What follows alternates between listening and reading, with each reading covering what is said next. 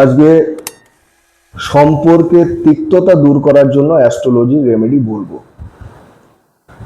এই astrology remedy কখন করতে হবে? যখন যদি সম্পর্কে কখনো তিক্ততা এসে থাকে, রিলেশনে তিক্ততা।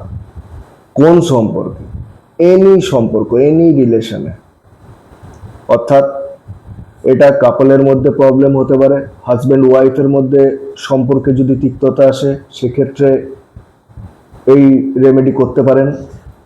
ইভেন এনি রিলেশন, যেমন হচ্ছে ধরুন কোনো বন্ধুর সঙ্গে সম্পর্কে তিক্ততা এলো, বা কাপলের সঙ্গে এলো, বা বিজনেস পার্টনার, কলিগস, এনি সম্পর্ক, এনি রিলেশন, যে কোনো সম্পর্কের তিক্ততা আপনারা দূর করতে পারবেন এই অ্যাস্ট্রোলজি রেমেডি বা এই অ্যাস্ট্রোলজি উপায় করে। কি করতে হবে? এর জন্য উপাদান কি লাগবে?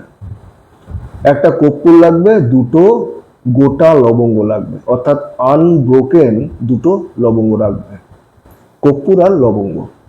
কি করতে হবে? কবে করতে হবে?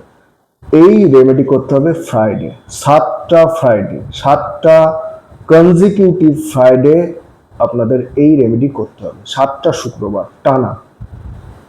দুটো লবঙ্গ নিতে হবে, হাতে করে ধরতে হবে এবং মনের ইচ্ছা বলতে হবে। আপনার নিজের নাম বলবেন, যার সঙ্গে সম্পর্কে তিক্ততা এসছে তার নাম বলবেন এবং মনের ইচ্ছাটা বলবেন যে সম্পর্কের তিক্ততা যেন চলে যায়, দূর হয়ে যায়।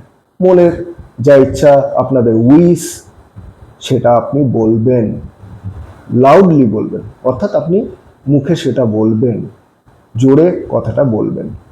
এরপরে ওই দুটো লবঙ্গ কর্পূরের ওপরে রেখে ওটাকে জাস্ট পুড়িয়ে ফেলতে হবে। তাহলে দুটো লবঙ্গ হাতে নিলেন, মনের ইচ্ছা বললেন, যার সঙ্গে সম্পর্কে তিক্ততা এসছে তার নাম, নিজের নাম বলে আপনার উইশটা বললেন, ওই দুটো লবঙ্গ কর্পূরের ওপর রেখে পুড়িয়ে দিতে হবে।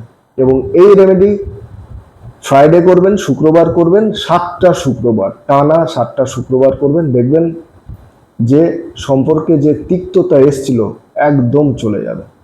এই উপায়টা করুন এবং অবশ্যই আমাকে কমেন্টে জানাবেন, বা হোয়াটসঅ্যাপ নাম্বার দেওয়া আছে সেখানেও জানাতে পারেন। ভালো থাকবেন।